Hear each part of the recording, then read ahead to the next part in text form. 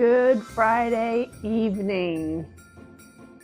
This has been Restoration Week, and today's verse has been Romans 8:28, which reads, "And we know that all things God works for the good of those who love Him, who have been called according to His purpose." Amen. And our third and last declaration for today and this week is, I affirm that I am called according to His purpose, and I will see His goodness manifest in my life. Amen. Thank you, Father, for your word. You all have a blessed evening and an excellent weekend.